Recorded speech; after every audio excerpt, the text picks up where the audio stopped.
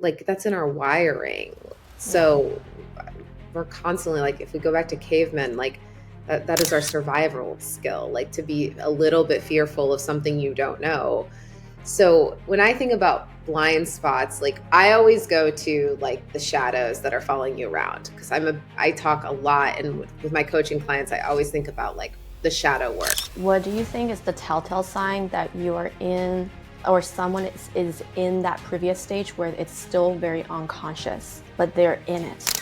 The telltale sign that I see that somebody's operating out of place of subconscious is they don't have a clear destination in mind. And for all of these people who work from home, who are losing steam, who maybe they're becoming a solopreneur or a consultant and they're figuring that stuff out, but they still are looking to someone to like lead them through this kind of experience. And a lot, like my community, we have like around 115 people who are building businesses and juggling family, which is my real ICP, because I'm a single mom, 3 kids. Like that has been my like whole kind of brand that I've built, which is how do you build things without sacrificing? Hi everyone, today is an exciting day because I get to interview Amanda Goez. And I have been following Amanda on Twitter or x.com for a couple of years now, and I've always found her insight really, really good. It's the type of thing that feels like a breath of fresh air in Twitterverse, and it's just so relatable, and it's like no bullshit. So I can always count on her feed, and I was so excited to interview her today. She's been a serial entrepreneur who's exited her company, and she also has a ton of experience as a CMO. She not only works as a creator and as a CMO right now, she's also running a community called Life's a Game, which has an incredible newsletter and a lot of support and learnings for entrepreneurs who are trying to build a business. So without further ado, let's get into my conversation with Amanda today. It is really, really good. We talk about self-worth, vulnerability. What does leadership really mean? And how does someone get to a point where they are aligned with their values and making decisions from a value-driven place as an entrepreneur and as a leader? So if you are a leader and entrepreneur who has wanted a refreshed take and taking a giant step back to looking at your journey, this would be a good one to listen to, and it'll definitely make you think. So let's get into it. How do you like people to know about you? Like, meaning marketing wise, like how, or just like how do I describe myself? Yeah, how do you want people to know you? It's such a loaded question. Like in my life, like at a macro level, I want people to know me for having depth. Like, and that then feeds into everything else I do. Like when I go into any brand, I'm always looking to create like depth of the brand. It's not just about features or value props. It's about like emotional connection. How are you actually like being a part of the person's life and making them feel better or live better? And then as I'm going into this world of being a content creator, depth of content, meaning I spend a lot of time writing. I write every day for a few hours, and I really care deeply about kind of breaking through the sea of sameness online, which is, there's so much of like how to hack an algorithm and how to, make your content go viral. I truly don't care about if my content is seen by millions of people if it's not deep and like quality and actually true to how I think and work. So I think depth, if I summarized everything that I do, it's like depth. I love that.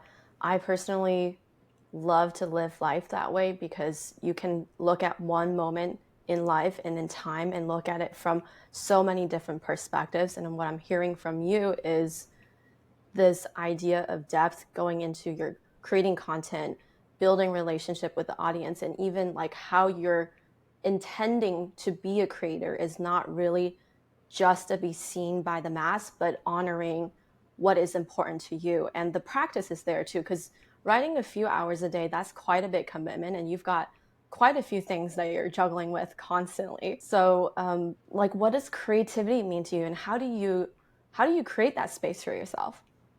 It's all routine. Hmm. And it's been like this since I was in college, but in college I had 4 jobs, and one of my jobs I had to get up super early for. And I got up at 5 to have my thinking time. And that was usually to study for a test or do my homework or write a paper. And that like stuck with me literally since like I turned 40 next year. And I have gotten up at 5 a.m. for as long as I can remember, and my brain is just firing at that time. And so I really honor the space that my brain desires and craves. And so I'm very sensitive to not allowing any inputs into my brain Hmm. before I've had time to see what's in Hmm. there. Hmm. It's so easy. Like a big sign of growth for me, like throughout my like 20s and 30s, was really like not texting friends immediately when I wanted like opinions or advice, but really sitting with something to say, what do I actually think? Like what's coming up for me before I allow all these other inputs and opinions into my brain. I think the same thing goes for creativity. Like, do I scroll for inspiration? Of course. Like, everyone looks around, there's really not original thought. But when you scroll for inspiration and then I wake up and I see what like comes to mind and what's my spin or what's like coming up for me, there's that. And then also, I'm personally doing a lot of the deep work, like work, the like inner work stuff, the shadow work stuff. That's a never ending process, and I do that. And like every week when I go into like my coaching and therapy sessions, like so much comes up that I'm like, oh, like that's where a lot of like my creativity, I'm usually writing just for myself, that happens to apply to a lot of people. I hear routine obviously is really important, but this is what I'm learning from hearing you talk on other podcasts, is that you're so clear about what you're here to do Yeah. that you make the time that you're spending kind of like multi-purposeful. So you're making your writing time, creating and helping other people, but it's also work for yourself. So when I meet people like that, usually what they'll tell me is like it's a lot more effortless to be myself that way. Yeah. And I also hear you really know yourself. You know that that morning routine is important to you.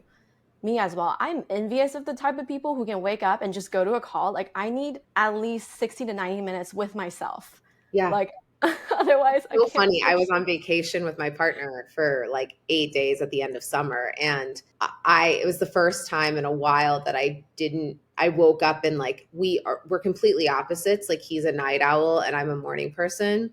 And so he gets his alone time after like, I go to bed at 9:30. And so he Mm, has his like quiet time.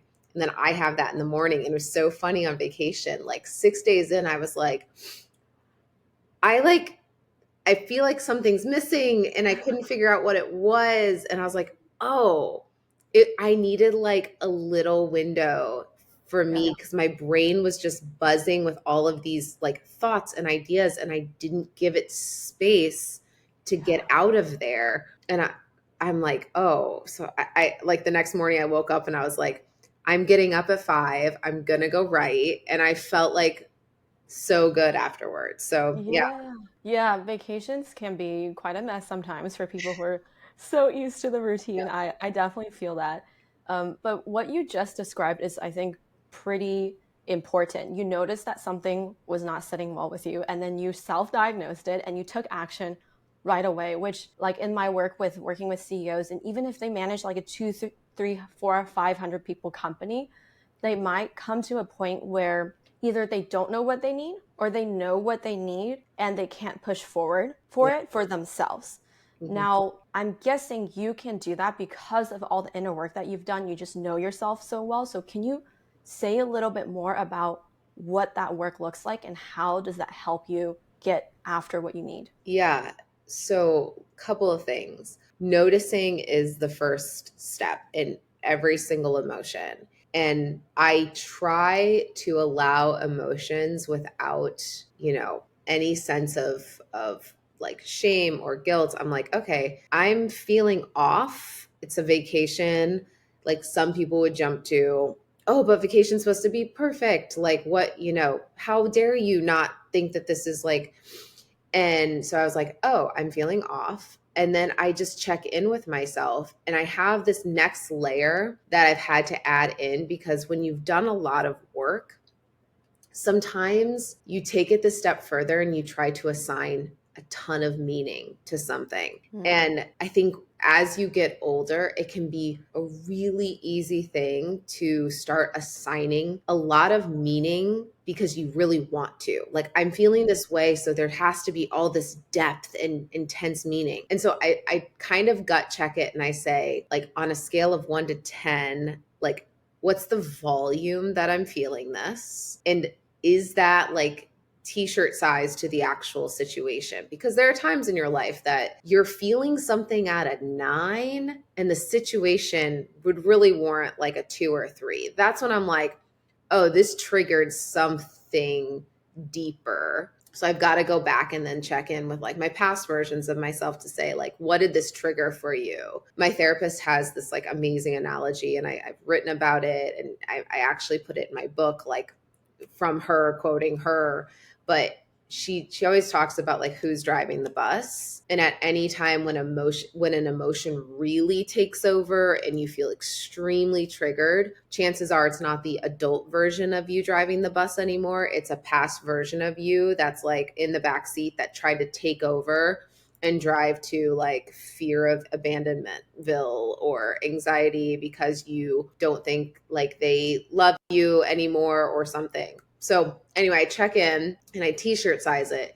And in that moment, like on vacation, I'm like, I'm feeling this out like a 3 or a 4. This is not a big thing. This has nothing to do with us as a couple. Like, sometimes people start to like assign. And I was like, no, I needed a moment. I needed a moment to write and like keep that routine. And afterwards I felt great. And then we like went about our vacation. So I think it's easy to start to look for like an assignment or a place to put the emotion. It's like, well, it must be because of this bigger thing. And that can be a very dangerous and slippery slope. Right. You remind me of some other clients that are just wonderful, but some of the things that I see a lot is intellectualization of their mind is so smart and so active, and they know so much about psychology and coaching at times, and they'll be like this and this and this and that, right? But at the end of the day, it could be a very small shift, like schedule. It could be a meal. It could be a nap. It could be like a hug from someone that you love.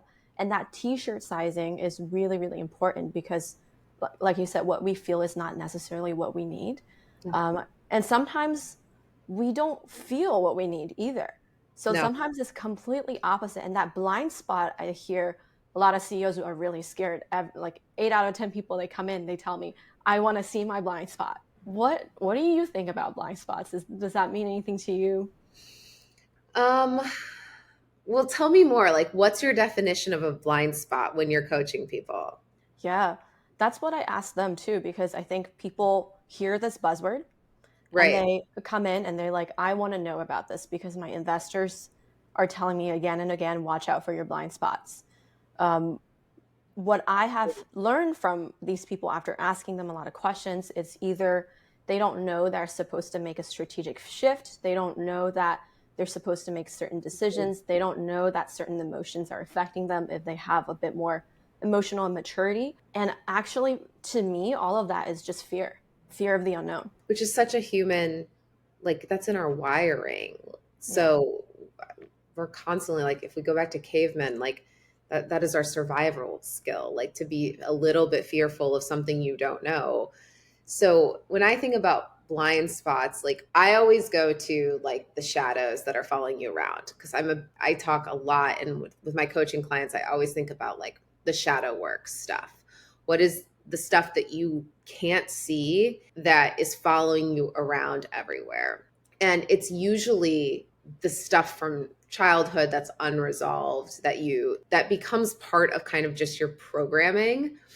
And we always just say it's like a software update. We just need a software update. And so to me, blind spots for myself are parts of my programming that are still there, that bubble up and become part of my like subconscious and are not actually part of my like logical adult brain, that forced me to make decisions that, like, look, when I was a startup founder, I was also going through a divorce and I was also going through some deep work. And so much of my identity was tied to the company. And I realized that like my blind spot and all of that was like I had wrapped so much of like my need to be told that like you're worthy into a business. And so if the business started to go down and people aren't picking up my phone calls or answering my emails, like I'm not lovable, I'm not worthy, I'm not good enough. And what it took a while to like unpack those. And as a CEO now, like going into this like kind of new era of my career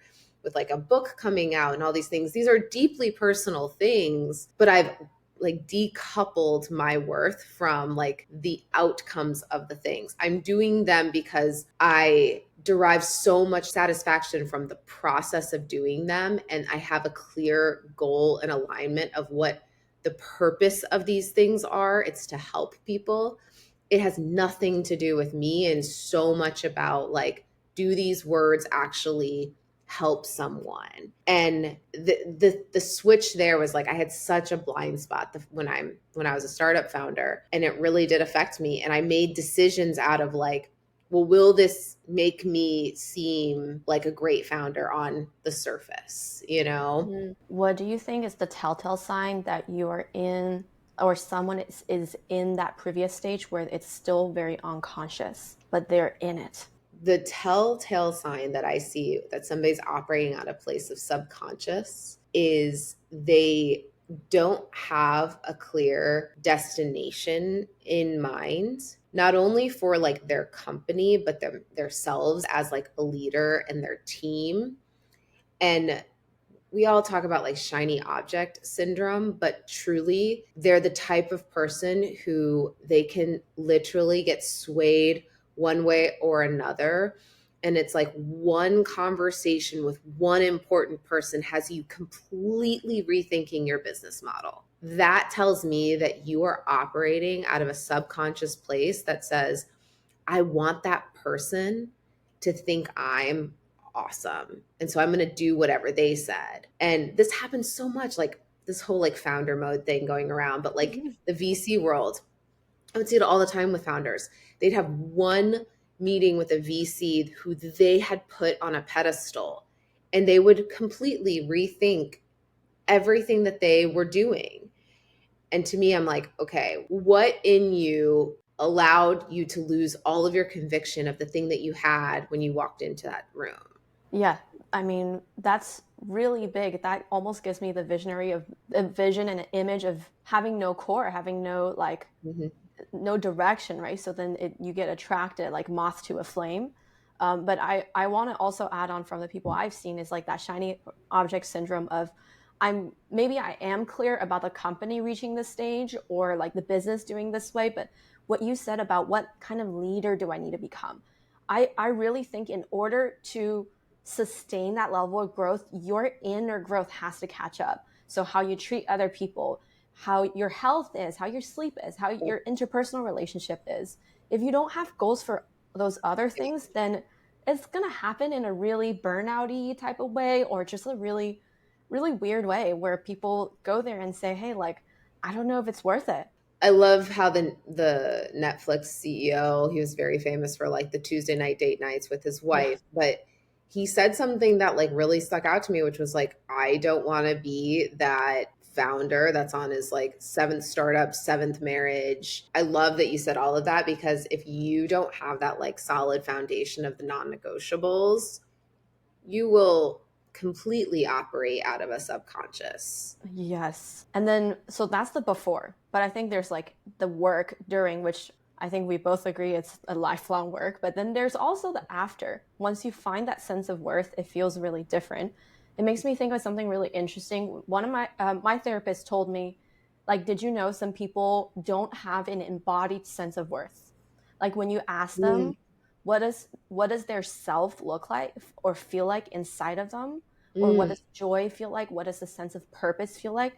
They come out blank. And I think about that a lot in my coaching mm. work, even though I'm not a therapist. And I'm like, okay, where can I meet people along the journey? So I wonder if we can pull out the description a little bit for the during, which is like if you didn't have a North Star and you're like, someone's listening to this and they're like, that might be me, but I have no idea how to go to the other side. Look, how do you find it? What is worth? Ho, ho, ho. Buckle up, kids. Here we go. So, what is worth is such like, I mean, it's a great question. Um, I'm going to maybe back into this. I'm going to use stories a bit, but I think we'll get there. For me, I got divorced and I was single for 6 years. And for so many of those 6 years, I was like really, really still like pre pre Amanda, like doing the work, still operating out of a place of like subconscious. And all of my decisions kept having the same outcomes. The common denominator kept being the same. What has happened as I truly found a sense of worth? I'm going to explain it in like in a body language type of way, but every date that I went on, as I started to get more and more stable and connected to myself and my worth, I found myself sitting back, Hmm. allowing this person who I've never met to show me who they are, and for me to be comfortable not being their cup of tea and them not being my cup of tea, and just sitting back and allowing that to unfold as it was supposed to. And pre Amanda would have forced everything, brute force. Well, it's my job to get them to like me. And I would lean in and be like, you're going to love me. I can enchant you and I can draw you in. And that didn't lead to the actual outcome because you're not actually connecting on a deeper level. And the more I use that analogy as like this kind of visualization of what to me self worth actually starts to look like in Yeah. my life, which is the sitting back. I can look at things and say, is this working? Like, let me take a look. Let me not force it. Mm. Relationships, friendships, projects, careers. And I can say, like, is this in alignment with who I am? And to let things go as they're not. Because I think when you're still in that pre, what is my worth? Everything that comes to you. The other analogy that I write about is the anchor versus the anchorless boat, Mm. or the dock versus the anchorless boat. So when you don't have like a core set of values and understand like what makes you you, your non negotiables, when you don't have any of that, you are a boat without an anchor and you will literally float to whatever other boat will tie you up and you know have a little party and then they'll let you go and you'll float to the next boat. Life without a sense of worth or a sense of values is really that. You'll go from job to job. Oh, they'll hire me, great, I'll go there. Oh, that doesn't feel good, okay, I'll go. They'll hire me, great. This relationship, okay, they like me, I'll go there. And it's always about who will take your boat and help you be in place for a moment. Yeah. Whereas now I'm the doc. Like if something comes to me and it's for me, great. But I feel stable in knowing and being able to assess what's for me or not. And so I use those visualizations to kind of help because I think it's a pretty like big, meaty question Yes. that for me, it's the sitting back, it's the dock, it's Mm. the ability to feel stable and not like floating around to whoever shows me attention, whatever job. Like I turn down jobs. Granted that's a privilege, but it's like, does this work for me? And that's a hard thing to do without the work. Yes, there's so much good stuff with the sitting back because I hear patience, I hear trust, I hear this like mindfulness of being able to, like tying to the beginning, being able to observe emotions as the other, Right. being able to observe opportunities as the other, and really having this understanding. There are multiple people on the bus and multiple versions and multiple things on the bus, and we do have the agency to choose. And then when you realize that and when you work on that, I think what you're describing, what I'm hearing is the pull and the push and the pull changes. Instead Mhm. of grasping everything, we attract. We Yeah. literally are able to just compare and say, okay, this works, this doesn't work, this works. And it's going to take time and things don't work out perfectly, but we can always come back to say, okay, I'm a good person, I'm a good friend, I'm a good daughter, I'm a good partner, I'm a good yada yada. Like I love these things. You have so many things to come back to, and that fuels the business. And Yes. I mean, I've been down this road too many times myself too. When I first started coaching, I was like, I can chameleon myself to be everyone can love me. I can be everybody's perfect coach, but that was so draining, and I really have a similar sense of now I can just go into meetings and I'm who I am, and we're Yeah. going to see if we, vibe, and if we don't, great. And I love that you said like the chameleoning is so exhausting. it is. Oh It yeah. is a superpower. And look, Yes. many people in business, it is their superpower. Like you find rapport quickly with somebody, and that's an important business skill. But also, when you realize that you don't have to do that, is you conserve so much energy that you can just be like, okay, let's see if this works. Yeah. Yeah.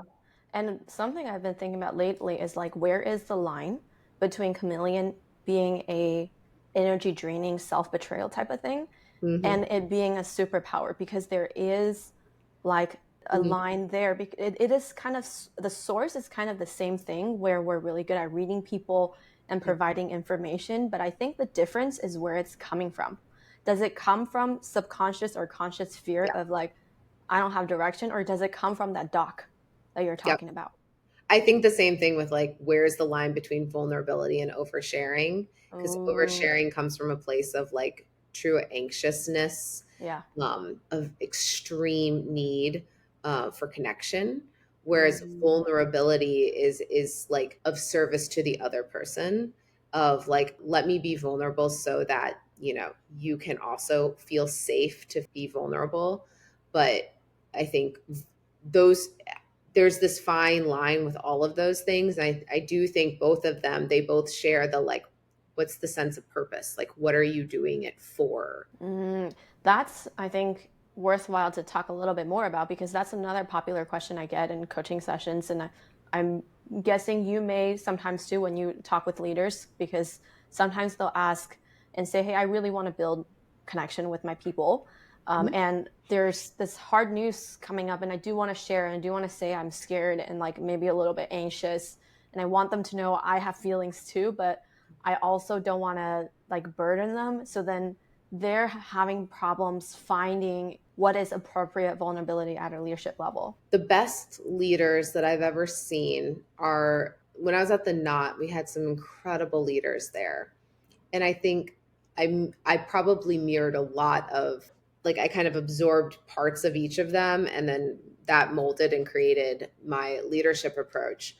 But I'll start with like one thing that I learned not to do, which is when you are a leader, you are playing a role for your team that is really important. And you can build relationships with people. However, when you're in a leadership position, there needs to be a separation because so I was a very young VP at a public company. Like I was the youngest VP. Many of the people reporting to me were my age or older. So when I took that role, I felt like I had to be everybody's best friend. And I learned very quickly that that makes it very difficult to push people and to give, constructive feedback and to have difficult comp conversations or promotion conversations. So first and foremost, you have to assess what the role you're playing in whatever dynamic you're in.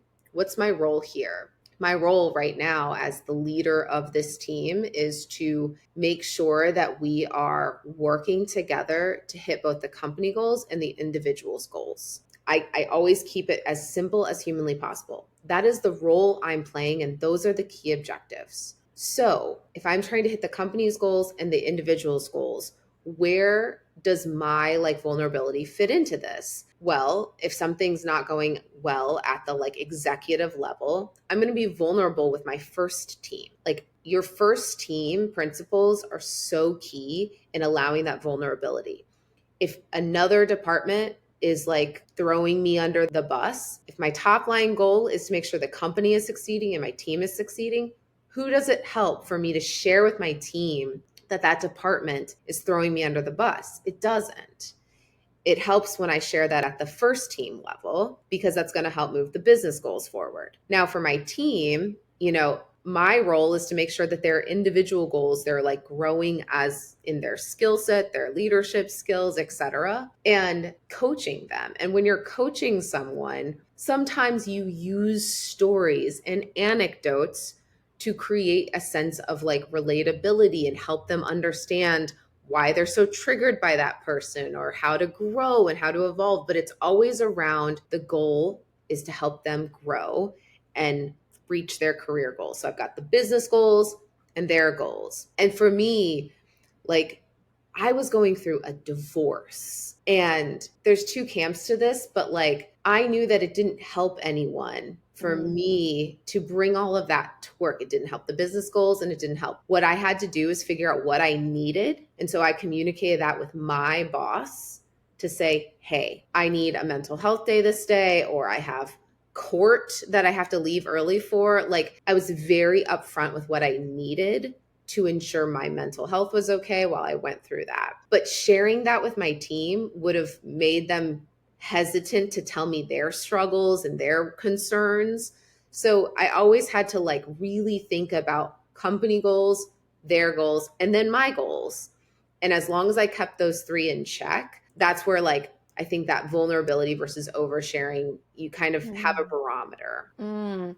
So the part that I love the most of what you're saying in between the lines is you do have to put your personal needs almost, it's not secondary, but it's primary to you as an individual, as a human, that you're advocating to your boss and you're getting that taken care of. You're taking care of yourself with probably other things that you need. But when it comes to your leadership role, that is different. Your responsibility as a leader and as a manager to your teams come first. So it has to run through that. Yeah. It's this Venn diagram, right? You're the leader of a company, you're someone's manager, and you're an employee. And those three things all have to kind of jive.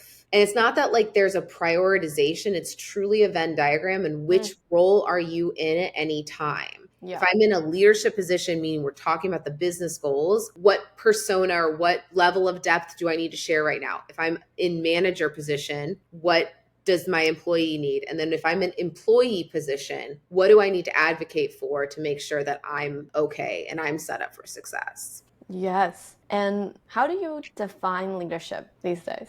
I mean, the KPI I use is do people want to work for you? The coolest thing for me is I have people who worked for me when I was still becoming a leader over 8 years ago, really stepping into leadership roles, who have pinged me saying let me know what you're doing, if you need somebody to do work with you. And that to me is always the sign of a great leader. People want to keep working for you. I think a sign of a great leader is, and I've worked for so many people now, is can you make a team, a company, a business feel like seen and connected to the mission. Mm-hmm. Burnout is coming from lots of different things. And, we don't have to get into all of the mental health stuff, but like, I do think one of the paths to burnout is someone no longer feels like emotionally connected to the company. Yeah. Like when you first start out, like you are like bought in. You are drinking the Kool-Aid. Yes, we're going to change the world. Let's do this. We have a mission.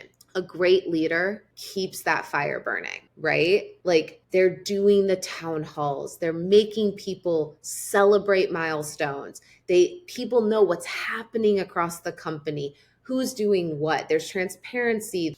So leadership is keeping that like new hire fire burning. I love that. And everything that you said, the focal point is the people of the company. Mm-hmm. And I think, in addition to the other stuff that you were saying with the Venn diagram, is a leader is responsible of knowing that there's a Venn diagram and using the Venn diagram to really think through the things that they're saying, the decisions that they're making, and how does it help other people. And it's this like almost, I think, noble responsibility. It's more than cranking the numbers. It's more than Yeah. finding the right project and initiative to launch. It's more than hiring the right person. It's really caring for these people. And magic happens. The magic is people want to work for you and they have the fire burning for months and years at a time. And it's incredible. People will work. Like my CEO at the Knot, Mike Stibe, like he would be like, "Hey, can you crank this out in 48 hours?" And I'd be like, "Say less." Yes, because like I was just so pumped about the things we were doing and the reasons and the rationale, because he kept that fire burning. Like our town halls were just like electric. You felt exactly like where the company was going, why, what people were doing. Everybody's cheering everybody on. Like it was palpable. And do I think that people are really like now with work from home, that's a lot harder because people are at 5 o'clock, like out of sight, out of mind. But leaders today have to work a lot harder to keep that energy. But when that energy is felt, Yeah. I can assure you people will be like, yeah, I need to work an extra hour right now because I got to crank this thing out. No problem. I'm so pumped about this. Yeah. I think, tell me if you think this is accurate or not, but I think you're also like a leader of the community that you have. Life's a Game, and it's not a company, but you are a leader of the readers and the clients and the participants in it. At least it seems like from the outside there's a very cohesive message that's going through and people are getting excited. You're keeping a kind of a different type of fire going, I assume. Yeah. So can you talk about the similarities between the two? Yeah, I appreciate you saying all of that. It's definitely, I guess the mental shift I made for myself is like becoming a creator is like a weird feeling because I love leading. I love leadership. And I realize like the new role I'm kind of like stepping into is almost like a CEO leadership position for all of these people who work from home, who are losing steam, who maybe they're becoming a solopreneur or a consultant and they're figuring that stuff out, but they still are looking to someone to like lead them through this kind of experience. And a lot like my community, we have like around 115 people who are building businesses Mm-hmm. and juggling family, which is my real ICP because I'm a single mom, 3 kids. Like that has been my like whole kind of brand that I've built, which is how do you build things without sacrificing and Yes. guilt and shame and all of the things bundled up with being a working parent. So that to me has been like my leadership position is anyone who's juggling work and family and they don't feel like someone's helping them navigate that, like let me help you. And even the people who are, I get a lot of messages from men and women who are in their like late 20s, early 30s, who because of the narrative, like look, US Surgeon General in August released a warning saying parents are not okay. Like that's scary. If you are someone who's like, but I want a family and I love my career, what the heck do I do? That's terrifying. I want to be that person that's like, we can do this. You've got this. like you're not going to lose yourself in any of those roles, because you can lose yourself by becoming a mom, you can lose yourself into your career, you can lose yourself into a relationship. So yes, I appreciate you saying that, because that's kind of the mental shift I had to make, was like, how can I kind of be that CEO type for people who are navigating that world? Yeah, and it's different too, where I think as a leader of this type of community, you get less access compared to if you're working with them, but also more access at the same time, more intimacy, more Yeah. rawness, more truth, but also just less face time, I imagine. So how do you like what would you say is like an ideal relationship that you've created with someone that you're leading in this area? Well, it's funny because we actually, our operating rhythm is such that like we do a weekly workout together, because to me, creating energy allows you to spend it and choose how you spend it. Mm, We do a weekly coaching session, where one or two people gets live coached and other people can learn what their struggles are and how I would like approach that with them. And then we have a daily Slack community where we have our to-dos, where we share like what are the two major things you're working on for the day, and we celebrate each other. So it's this idea that there's enough touch points where I can know where someone is on their journey. And also I'm pretty in tune with like, oh, I haven't heard from that person in a mm, while. mm. And that's usually a sign that they are shaming themselves because they're not Mm, doing the work. And so I always check in and just be like, hey, where are you at right now? Like emotionally, mentally, like what's the story you're telling yourself right now? So yeah, it's actually more intimate than you realize. And yeah. as I grow, like, look, I do have to figure out like the type of content I write elicits very personal, very emotional responses of Yeah. people who are struggling and navigating some hardships. And that is kind of the next layer of learning for me, is how do I scale personal like responses and empathy and holding space for people, Yes. because the worst thing that can happen is somebody sends this like heartfelt email about what they're going through and then I like don't respond. That's so shitty. Like no one wants that. They took that moment. And so that for me is like really trying to figure out, how do I take other things off of my plate, because at the end of the day it comes back to depth Yeah. of connection. If I write Yeah. these emails and I don't respond to the responses. Yeah. That makes a lot of sense because the energy that you put out, and I mean, I even felt emotional when you were doing your thing of like, this is the type of single parent that I'm looking for. I'm like, oh man, like I feel this and I can think of friends who feel that way, right? And if you put that message out there, people are going to respond. And I think this is really applicable no matter if you're a coach or a CEO or a leader or just a human. It's when like a heartfelt, emotionally charged response is coming towards you, there has to be, if we're capable in an ideal scenario, a corresponding space, the space that we hold and the quality of the space that we hold and the person that we're being is everything. And if that message is received with the corresponding space, then that person feels seen and heard. And oh, Mhm. that's just amazing. Beautiful thing. That's like all Yeah. we want as humans, as Yes. employees, as partners, as children. Like it's all we want. Yes.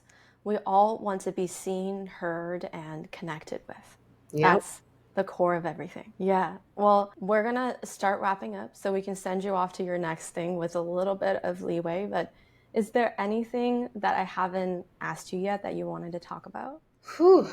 I feel like we hit on some good, meaty topics. Yeah. So, no, this was really wonderful and I appreciate you so much. Like I love these kind of like more challenging real conversations, asking like not the surface level questions. Like I so appreciate like these are questions I've never been asked before. And it's so wonderful to just like come on and be like, yeah, let's like actually, these are like the types of questions that I would have having, a drink with someone or, and so that's truly like, I just want to thank you for that level of conversation. Oh, thank you so much. I feel Totally the same. And I'm so happy that you're game for it. After listening to quite a few interviews, and I thought, okay, I really feel like we would have a really, condensed time, but able to hit some depth. And I think this is the type of conversations that we need to be having. And I think other people need to be listening to, because our world is getting so much more overstimulated and distracted. And the human experience, like you said, the leadership experience, the parent experience is getting so much more complicated. So we need to cut through the crap and get to the real thing about worth, about connection, about being seen. I also wanted to say that the interaction model that you've laid out for someone who's building their business, like if anyone's listening who needs some support, I think that would just be a really great way to be supported. So thank you for laying that out. Some people may not know that a space like that is available. Yeah, I'm excited to chat with anyone who's kind of building and they feel alone. I mean, working from home and then going out on your own, it can be very lonely. And if you're looking for like a team or a leader to kind of help guide you, like I would love to be that for someone. Great. And of course, we'll leave the links to your Twitter, to your website, all in the show notes. But anything else you want to mention for people to find you, to check you out? I have a book coming out next year, so stay tuned. It's kind of really near and dear to my heart here. We got another little while. Books are a long process, but be on the lookout. It's coming. Okay. Thank you so much for your time. I wish we could have gone for, I think we could have talked for like 2 more hours, because I had so many more questions for you. But this was such a great time for me. I just want to extend my full heart of gratitude for you to come on today. Thank you so much.